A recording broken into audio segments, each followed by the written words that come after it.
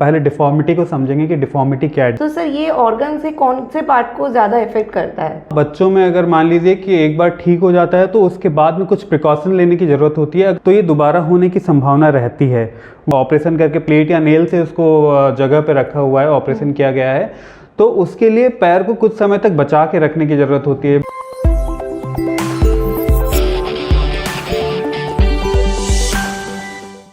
नमस्कार, गौरी देवी हॉस्पिटल से मैं शाइनी और आज मेरे साथ है renowned orthopaedic surgeon doctor Ankur राय।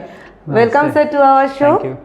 तो आज हम लोग डिस्कस करेंगे डिफॉर्मिटी करेक्शन रिलेटेड कुछ बेसिक चीज़ें जो आगे जाके आपकी ज़िंदगी में बहुत काम आने वाले हैं। तो सर मैं पहले ही आपसे जानना चाहूँगी डिफॉर्मिटी करेक्शन होता क्या है? डिफॉर्मिटी करेक्शन के बारे में पहले बात करने से पहले हम पहले डिफॉर्मिटी को समझेंगे कि डिफॉर्मिटी क्या है। डिफॉर्मिटी का मतलब है कि जो हमारे हाथ पैर में जो जोड़ हैं या फिर हाथ पैर की जो हड्डियां हैं उनके अंदर जो तिरछापन है उसको हम डिफॉर्मिटी बोलते हैं। तो ये जो घुटने पे हो सकती है, घुटने के नीचे की हड्डी पे हो सकती है या कूल्हे के जोड़ पे हो सकती है, कई तरह की डिफॉर्मिटीज़ होती हैं। तो इसको ठीक करने के लिए जो ऑपरेशन होता है उसको हम डिफॉर्मिटी करेक्शन सर्जरीज बोलते हैं। ओके, तो सर ये ऑर्गन से कौन से पार्ट को ज़्यादा इफेक्ट करता है? ऐसा कुछ ज़्यादा कम का बात नहीं है। बच्चों में अगर देखा जाए तो बच्चों में ये मेनली कूल्हे की हड्डी जिसको हिप बोलते हैं या फिर जो नी जॉइंट है या एंकल जॉइंट है एंड फुट है उसको ज़्यादा इफेक्ट करती हैं। वही अगर बड़ों में देखा जाए, क्योंकि बड़ों में ये अक्सर चोट लगने के बाद होता है, तो अक्सर ये लेग है की जो हड्डी है उसको, जैसे टिबिया को, और चोट लगने के बाद अगर घुटने के ऊपर डिफॉर्मिटी होती है वो ज़्यादा कॉमन होती है बड़ों में। इसको कैसे ट्रीटमेंट किया जाता है सर? इसको ट्रीट करने के लिए डिपेंड करेगा कि ये किसके अंदर हो रही है। मान लीजिए कि अगर ये बच्चों में हो रही है तो वो बच्चों में शुरुआती दौर में प्लास्टर से ठीक किया जा सकता है, लेकिन अगर प्लास्टर से ठीक नहीं होता है तो उसके लिए ऑपरेशन की ज़रूरत पड़ती है। वहीं बड़ों में मोस्टली ये ऑपरेशन से ही ठीक होता है। ये क्या एक बार होने से क्या बाद में आने की कोई चांसेस होते हैं? बच्चों में, हाँ, बच्चों में अगर मान लीजिए कि एक बार ठीक हो जाता है तो उसके बाद में कुछ प्रिकॉशन लेने की ज़रूरत होती है। अगर उस प्रिकॉशंस को नहीं लिया जाता है तो ये दोबारा होने की संभावना रहती है।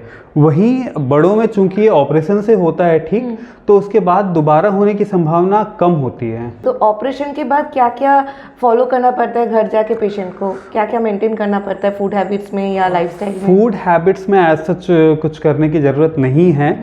लाइफस्टाइल के लिए वही है, जब तक मान लीजिए कि अगर ऑपरेशन किया जाता है तो कई बार ऑपरेशन के लिए बाहर से फ्रेम लगाया जाता है जिसको इलिज़ारो बोलते हैं, तो उसका ध्यान रखने की ज़रूरत होती है, उसको साफ़ सुथरा रखना होता है। वही अगर मान लीजिए कि प्लेट या नेल से अगर ऑपरेशन करके प्लेट या नेल से उसको जगह पे रखा हुआ है, ऑपरेशन किया गया है, तो उसके लिए पैर को कुछ समय तक बचा के रखने की ज़रूरत होती है, मान लीजिए कि 4 से 6 महीने के लिए, ताकि दोबारा से फ्रैक्चर नहीं हो जाए। उसके बाद में मरीज़ अपने day to day activity in fact operation के बाद ही शुरू कर सकता है, लेकिन जो हाई डिमांड एक्टिविटीज़ हैं उसको करने के लिए पेशेंट को 4 से 6 महीने का वेट करना पड़ेगा। आप कॉमन पर्सन के लिए क्या मैसेज देना चाहेंगे सर? सामान्य आदमी को मैं यही बोलना चाहूँगा कि उसको अगर अपने बच्चे के शरीर में, हाथ पैर में खास करके, अगर उनको लगता है कि नहीं कोई तिरछापन आ रहा है तो उसके लिए एक बार डॉक्टर से मिलें। ज़रूरी नहीं है कि सारे जो डिफॉर्मिटीज़ जो हो रही हैं उसके लिए कुछ करने की ज़रूरत ही पड़े।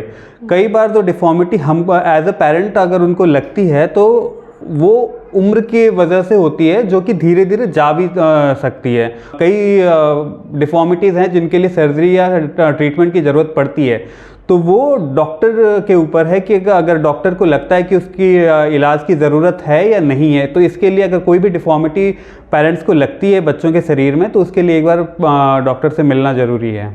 Thank you so much sir इतना टाइम देने के लिए। Thank you. और अगर आप लोगों को कुछ और भी जानना है इस रिगार्डिंग या कोई दूसरे टॉपिक के रिगार्डिंग तो नीचे कमेंट सेक्शन में जाके आप लोगों के सवाल कर सकते हैं। हम लोग जल्द से जल्द उसका रिवार्ड करने की कोशिश करेंगे। और नीचे जो हेल्पलाइन नंबर जा रहा है आप लोग अगर चाहे तो वहाँ भी कॉन्टैक्ट कर सकते हैं, क्योंकि 24/7 हम लोग हैं आप लोगों की हेल्प करने के लिए। धन्यवाद। Thank you.